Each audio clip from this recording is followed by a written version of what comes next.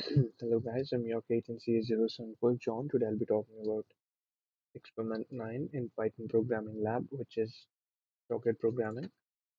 Let's see the questions. There are two questions. One is implement a one-way communication between client and server, and the second one is a dual way, a two-way. Let's go to the code. So I'm going to explain the server code first and then next the clients. So there's not much difference between a single-way communication and a two-way communication. Uh, in a single way communication, only the server is going to send the information to you every time. You can't respond to the server once you give a certain details. And in two-way communication, it's like you're talking to an AI or a person. It depends on what the server chooses. So let's go into the code. I'm going to explain the servers first. So I imported all the required modules, which is socket, which is basic for creating sockets, which are servers and clients. So I imported threading because I don't want uh, one one client's performance or his uh, break statements to affect the other client's usage of the server's modules. So there's an import time function which is just used for dramatic pauses. The first thing I did was I got the IP address of the system which I'm in. So this function actually does that, which is socket.getHost by name. So this takes your system's name, and then this in the system's name, and it gathers the IP address that is linked with the system's name, and it assigns to SIP, which is server's internet protocol address. That's what. So a port can be anything below 65,000. So we all know that address is a combination of uh, IP address and port address. So I created a tuple which consists both of them, server's IP and port number. So there's a size is 1024 bytes. I thought it would be the maximum that any line could go, uh, and format is UTF-8. You can use ASCII too. So this next thing what you're going to do after defining all the modules and the constants. So now actually going to create a socket. So since this is a server page, I'm going to call it server, and then I'm going to bind it. So this socket binds the address, which is a combination of IP and port number to create a socket. So so once the socket is created, so which means the server is created, I'm going to print just to say server is booting with IP address. And this is all a different function. Let's go to the main one. So once it's done, what is going to say server is now booted, and we're going to call the start function. So what this start function actually does is once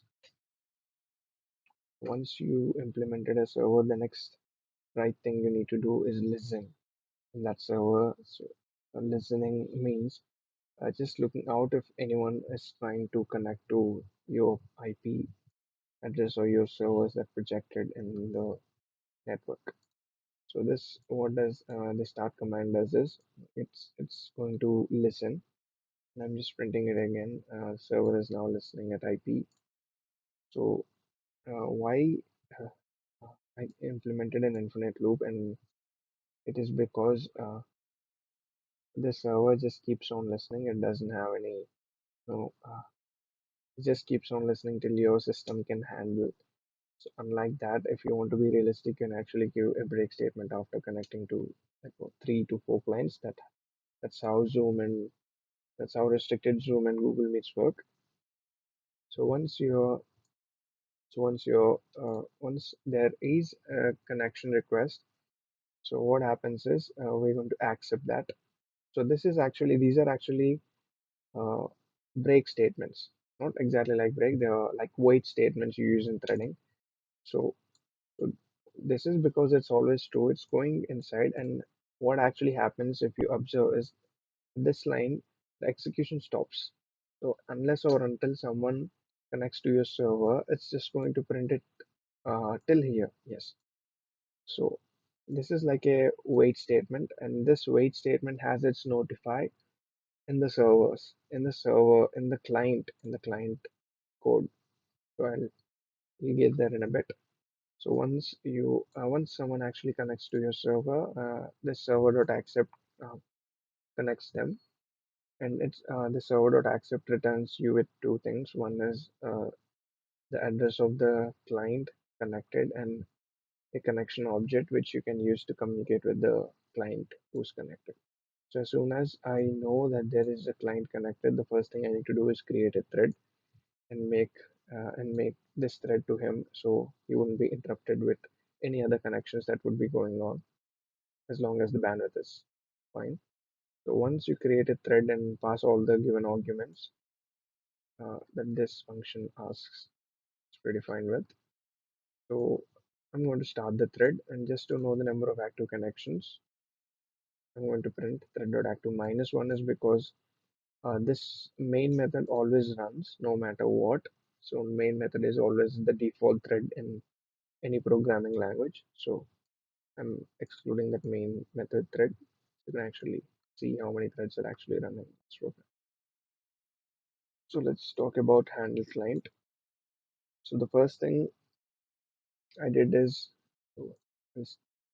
before explaining the handle client, I will go into this client. So in this client, it's same thing. You should import the socket, and instead of SIP, here is CIP, client's IP address, which will be the same thing because I'm hosting it on the same computer. The port number should be same because we are binding to that port. So address is the same thing, size and everything. So this is a constant variable I declared, which marks to true. So in the same thing, we are going to create a socket, and then in this socket, we are not going to bind anyone's IP. We are connecting to someone else's. So the method is client.connect to this address, and this address is the server's address. So once you connect it, the first thing I'm asking the client is give your name. I mean, the first thing I'm sending the server is my name. So it just acts like a username or password or something. So single way communication works like that. Once you give you this particular detail of you, then it's not going to accept any input, and it's just going to print out the information. So the first receive statement is to receive this. Once you receive this, the server is going to say welcome John, whatever welcome the name you pass into that. So just a dramatic sleep. And in the server you'll learn, and this is just how to upgrade your RAM in the laptop, just to make it more uh, software sided, computer sided actually. So I just wrote this. So once it prints everything, so the last thing is thank you, you'll be disconnected to the server.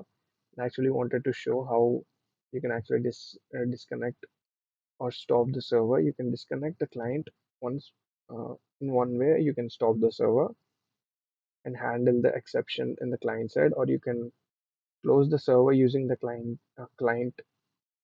through the client side and handle the exception in the clients in the server page. So what I'm going to do right now is after I'm done with the information sending, uh, I I'm just sending a message which is X. So this X, and if you observe in this client, so this is also a uh, not an infinite loop, but this is a conditional loop. So until this is true, it's going to run. So the first thing is I'm receiving the message because the server is always sending me information. I am having this inside a infinite loop, predefined loop. So if the message is X, which is into, I'm going to stop the client. So if I'm going to stop the client, and as soon as the client stops, I'm handling both exceptions here because this is a single way communication. I'm going to show you the different types of handling exceptions in the two-way. So if it's X from the server, it's going to close, else it's just keeps on printing the message. So let's run this. So we'll have a better idea. So you can see server is booting with the IP address, the one which I got from here, and server is booting with the IP address. As soon as this goes, it's going to go to the main function, and then let's say service is now booting. Now it goes to the start method, and in this you can see server is now listening at the given IP address. So what I'm going to do is run this client file in the command prompt so we can have a clear observation. So I'm using Python. Uh, yeah. So as you can see here, as soon as I compile this, it's going to connect it because the server and that port number exists and it's not in use. So as you can see here, once this block statement is notified, because it's notified via this, because someone actually requested to the connection to that server, and since we got the connection, it's going to create a thread. It's going to say server is now listening. After this, it's going to create a thread, and thread is already passed. So after passing the thread, now this is activated. The number of active users are 1. And now, as you can see here, this is, as I told you, this is a block statement. It's going to wait until I send something to the server. So what I'm going to say is my name is John. So as soon as I give my name, it's just going to single way communication, right? So it's just going to say you welcome John, and the server you'll learn how to upgrade your RAM. Tools required are all these tools. So as I told you, I'm just giving dramatic pauses. So step 1, unplug your laptop, and so it just keeps on printing all the information since it's a one-way communication. Wait for the computer.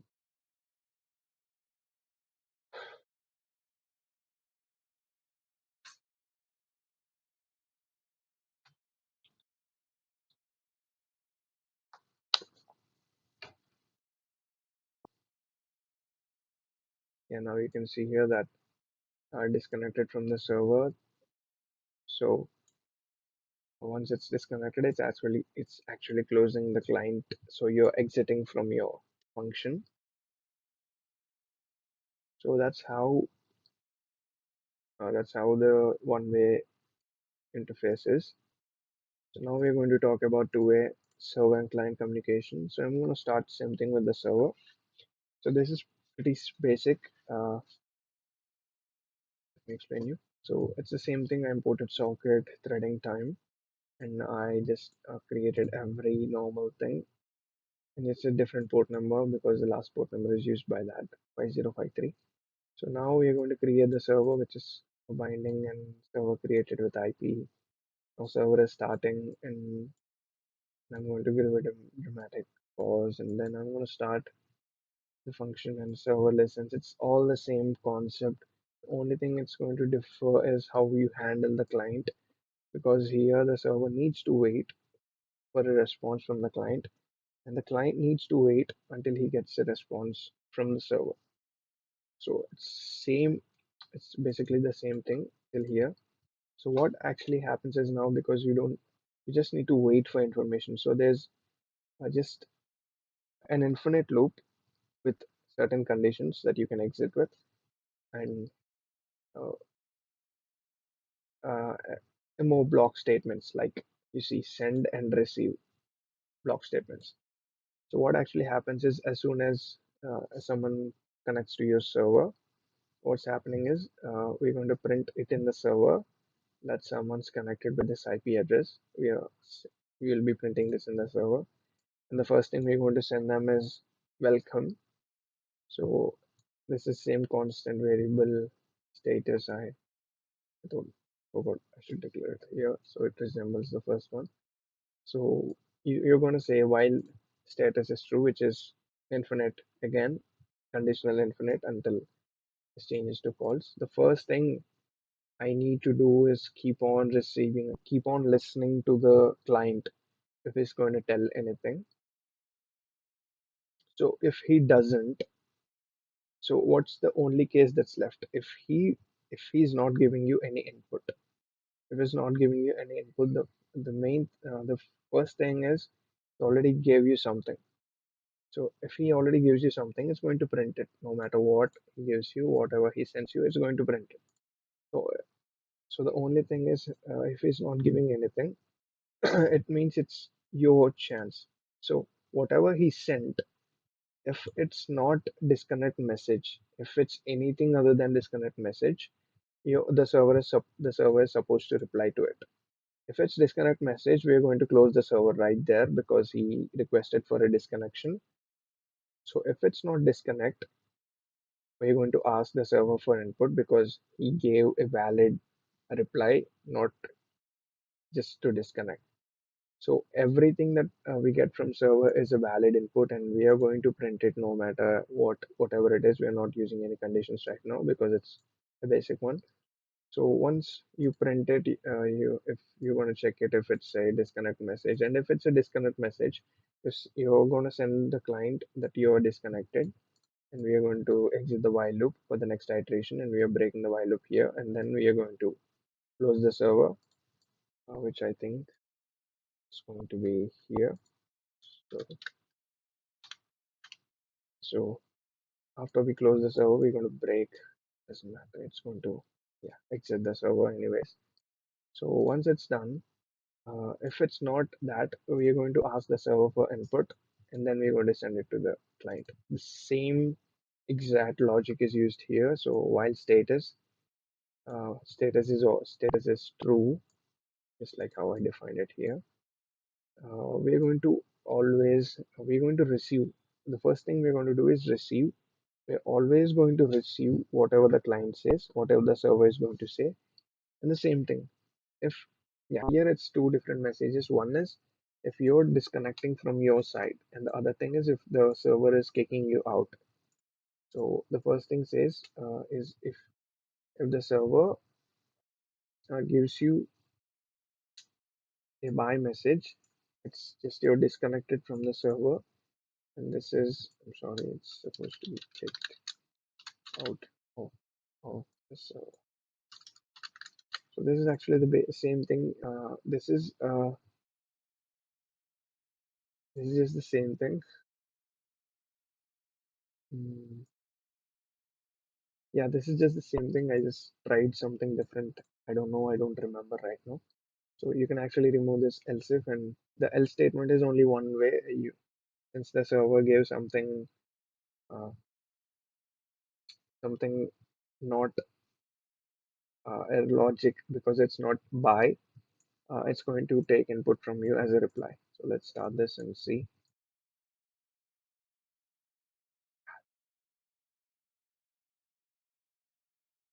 Let's try changing port number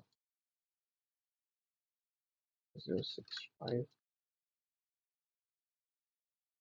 065. Yeah, see now the previous socket is kind of full. So now the server started with this IP and server is listening. So let me run it here. So what I'm going to do right now is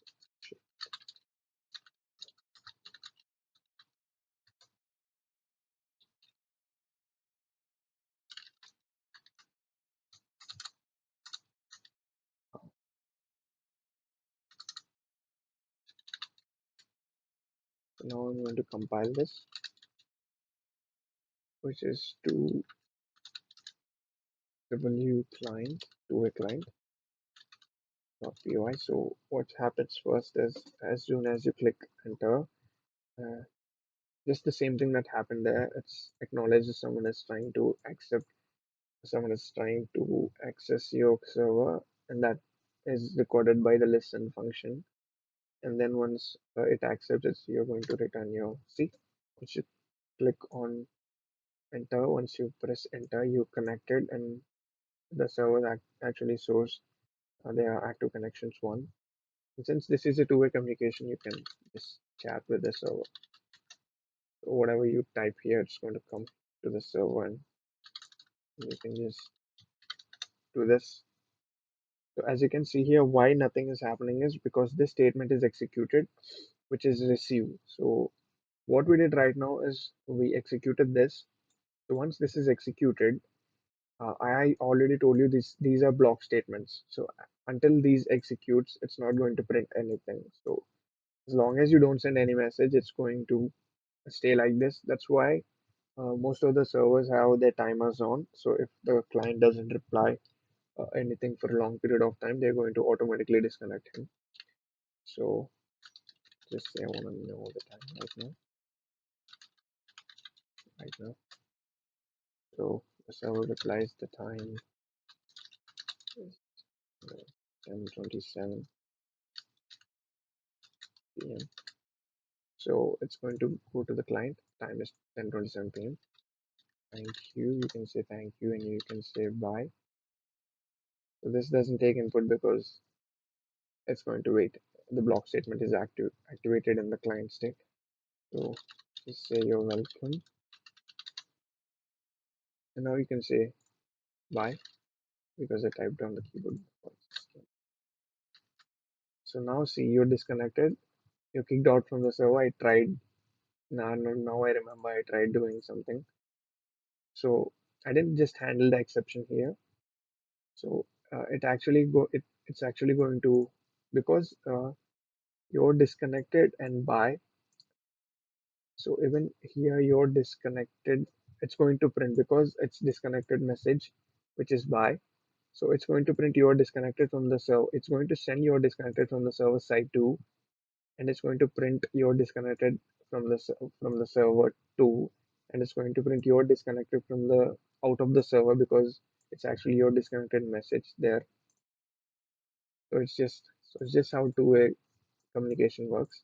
Thank you. I'm URK18CS074 John, and this is Experiment 9 by Socket Program.